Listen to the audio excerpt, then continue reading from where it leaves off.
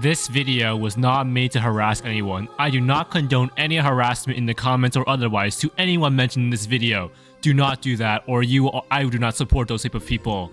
Anyways, without further ado, do not watch this video if you are going to be offended really easily. This will trigger a lot of testers, but I am not in a position of hatred. I am only trying to improve the game. And even though people want me to completely obliterate the game into smithereens, I think I'll have to be more careful with my word choice if I don't want to get banned from their Discord server or otherwise. And you're probably asking why I am the one who will make all this video after Eclipse did so and got insane backlash. Well, for one, I am the Metamancer. I know everything this game has to offer at this point. And second, even though the worse state the game is and the shittier the testers are, the better position I am in to break the game and make better videos, I think it's about time to improve the long-term state of the game in order to make it have a healthy player base in the long term.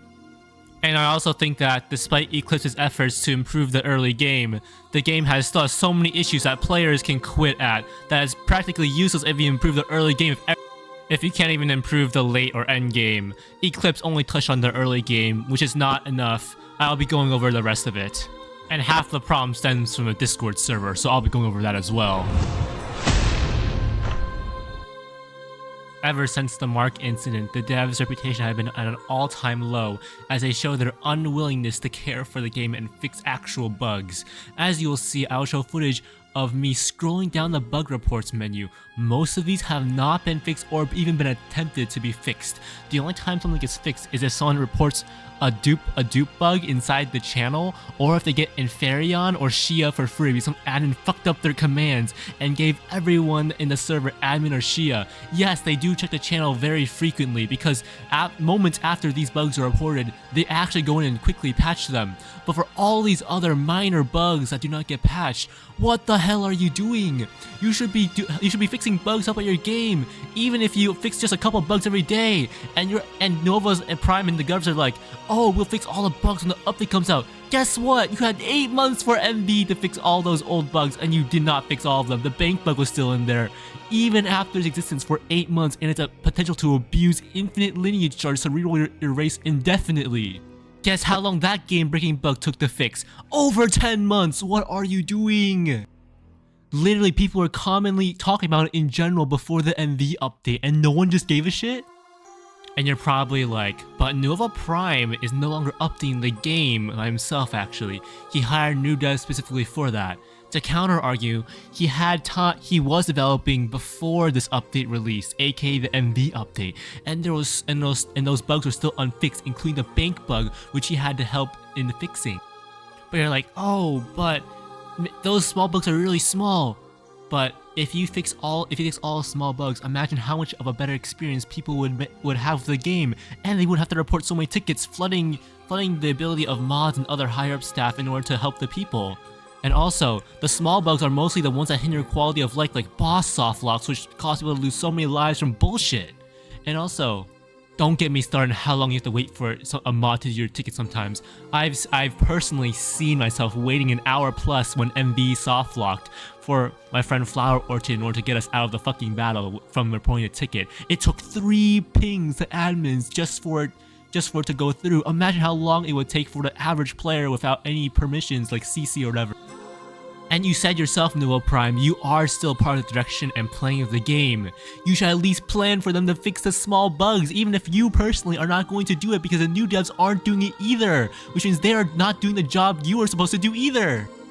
And credit where credit is due, they do fix a lot of game-breaking bugs, but what I'm saying is that they do not do enough.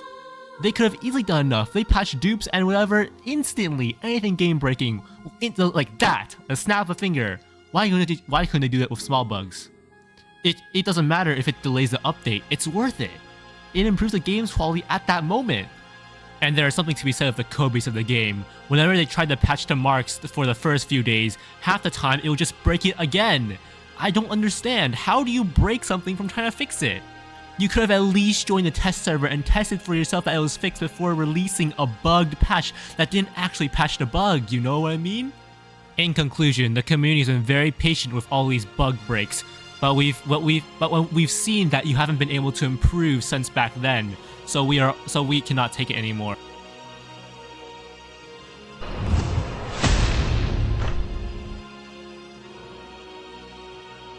For those who don't know, nepotism is a practice among those of power or influence or favoring relatives, friends, or associates, especially by giving them jobs. It is no debate that most testers in the game have gone it from being a mod's friend, an admin's friend, or a higher-up's friend. Hell, there's even been cases where someone has been selling tester ranks back then before the MV update. Guess what happened to that person? They leaked the entire MV fight, got kicked afterwards. When I was going to in general to get information, Augie was surprisingly honest and decided to just tell me everything. So I didn't know about this, but no one actually manages the testers that closely. I guess they must do some random purges every now and then. And the Nova Prime has been so adamant on saying they should keep a low number of testers because they'll keep the information more secretive, and yet, because of nepotism, they keep adding random ass testers into their Discord server, which ruins the entire point of keeping secrecy. That's why everything keeps getting leaked. Why do you think that the person at the beginning, at the release of the game, got the marks in just under a week? And it also goes without saying that majority of the people, because of nepotism, have barely been playing the game. Only a small fraction of the actual testers actually play the game frequently enough in order to be regarded as an actual tester. And because of the incident from release, testers aren't trusted with any information, killing their role in finding critical bugs with some of the game's most important aspects and secretive things like marks and etc. They're even going as far as to gatekeep information from everything except the devs themselves, who don't even playtest their game without information, seeing as how marks were bugged in the first place for like the first week. And without us saying, there goes, that there were some testers who were invited in without nepotism, but how they were noticed was either through being very active in general and having big experience in the game to the point where it couldn't be considered nepotism, but more as choosing the experienced player who was right around the corner to cherry pick. Also, there are many instances of random testers appearing out of thin air and vanishing like that. And because of the current nepotism system, the mods and admins will keep adding whoever they like, and no one will be held accountable. Hell, he even admits it right here. It's all nepotism, man. If you can't even trust your own testers to test your own game with secretive information, you should purge your current testers and get new testers that you feel confident telling information to. At the very least, you can tell a very select few individuals that you know you can trust to test it and find game-breaking bugs, so the community doesn't find them for you and you get seared for it in the end. And there's also those incidents where random people get tested for literally nothing. Like you'll beat them in some game, or you'll hop into VC and just get tested. Like, what the fuck? And then here, the content creator channel, one of the content creator testers exposed the entire operation. There's a specific group of testers that have a specific group, and it segregates against all the other testers. And that goes without saying that there are some select testers, actually a good majority of them, that just drop the bi-weekly message and dip. Like, why are you even a tester at that point? You're barely being active. That's barely considered being active. And besides, this is harmful because if your testers aren't actually testing the game and just dropping the bi-weekly message, logging in bi-weekly, they can't actually the team doesn't have enough time to find the crucial bugs and small bugs that the devs would have probably fixed before release, assuming that they had the willpower to in the first place. And don't get me started with some developers, mods, admins, and testers shitting on the general player base in the Discord for suggesting genuinely good quality of life things that will make that'll make the game much better than the status quo. That's one of the reasons why the player base is so tired of the state of the game right now, because despite their attempts to fix it, despite their obvious suggestions that wouldn't even take much time to implement, that they just keep getting shit on. And all in all, we need a revamp for the current tester system. Purge every tester, hold applications. You're probably like, why should we hold applications? Isn't that worse than the current way testers are being chosen? When people are going as far as to take money to give random ass people a tester, apps for tester are better than the current status quo by 10 million years. Even the most basic preliminary questions questioning their experience would be enough to eliminate half the current testers.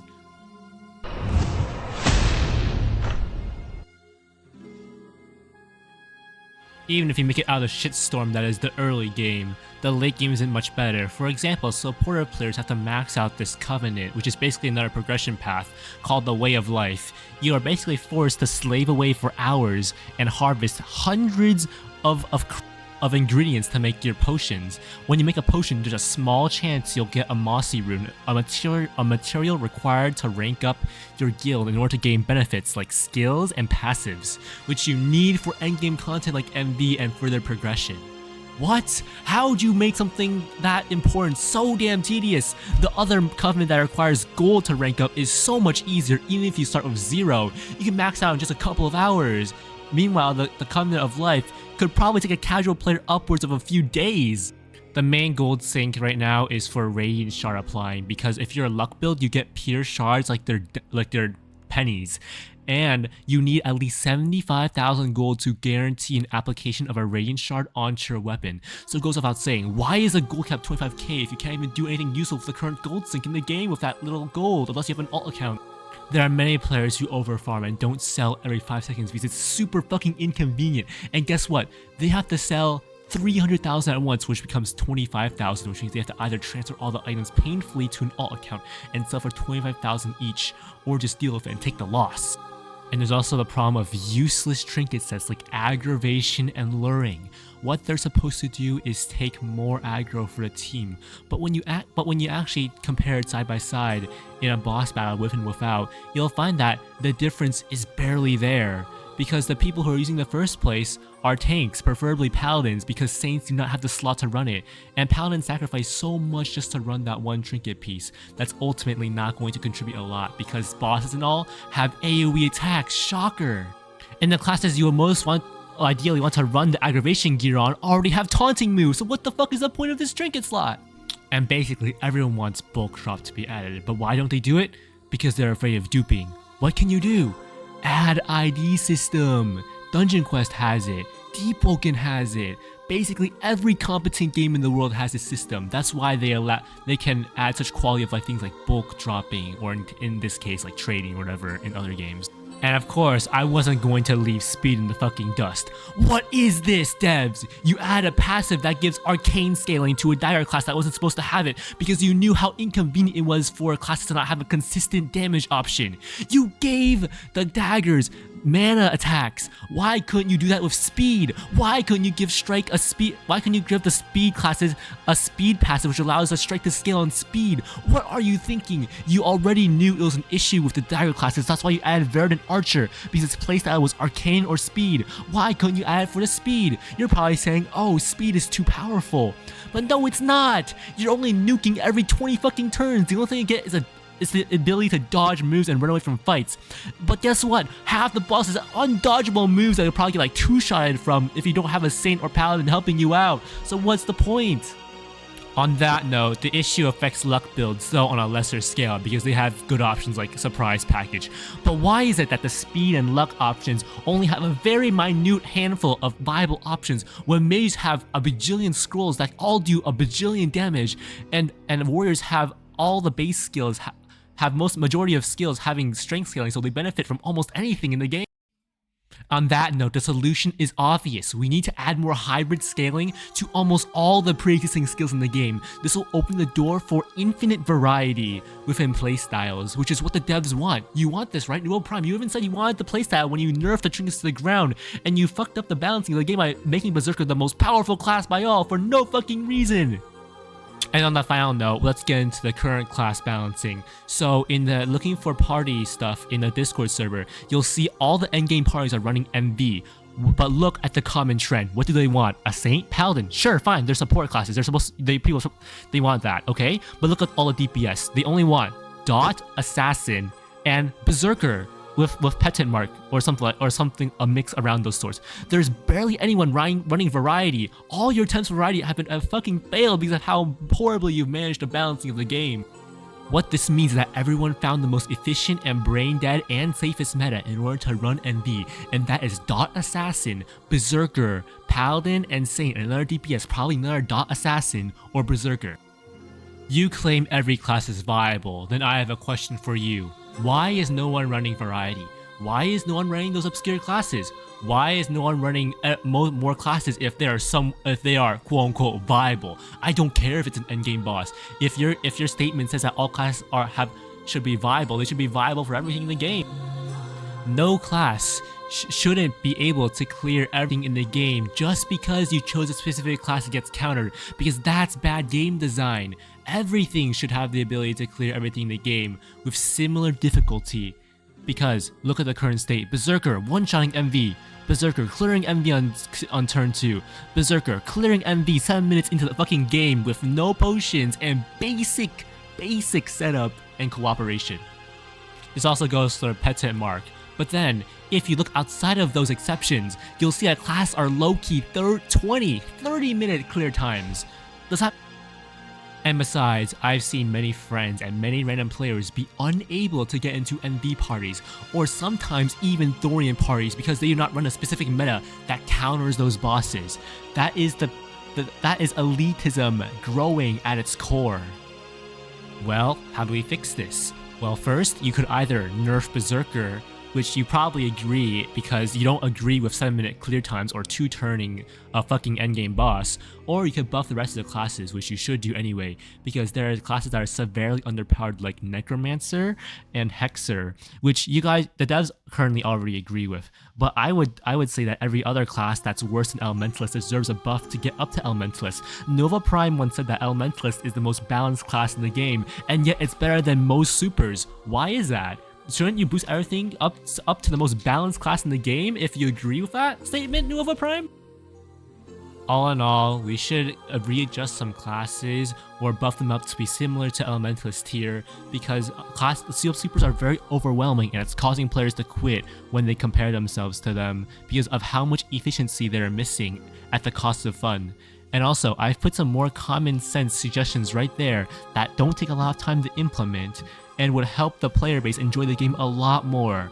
I generally agree with these, though there are a very small handful that I disagree with, or some very troll suggestions that I don't agree with. But overall, I think from a casual perspective, all of these suggestions would agree with, because of how rough it is to grind the game at the start. I have not even gone into the rough grind of soul points, the grinding for blessed, Radiant, the specifics on Radiant Shard min-maxing, the specifics on min-maxing your slots to a specific degree where you can handle most farming for specific shards and etc. easily to boost your other slots faster. I have not gone into any of that. I have not gone into specifics of progression and how it should be changed other than Covenant, because I am aware that the devs that this game is still early in stage, which is level 40, and they plan to have the max level to level 100, which would make the progression a little bit more tedious. So that's the only thing I've given them leniency in thus far. Overall, half of these issues could have been fixed if the developers and higher-ups took a serious conversation and had better communication overall. I've talked to some of them, and I've realized a common theme that the communication is extremely scattered, which exacerbates all these issues to a higher degree. If you simply just had a serious talk, I know Augie came up to you and tried to talk to you all about the tester issue, about nepotism and all, but you just started them off like a fucking fly.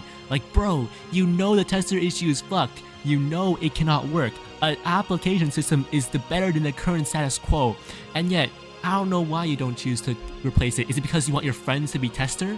Is it because you want an advantage over the game? Like, what? You're the devs. You're supposed to be helping out the general player base, not giving select people insane power. It's about time that the developer team stops running away from these issues. They are not just with Nova Prime. I have proven that indefinitely. The devs have had months to prove themselves. Light and Dark is coming, and I know they might have a chance to improve the game. But they should also focus on what the game is at the current state and make it enjoyable for players to play at the current moment as well, to keep retention for the long term.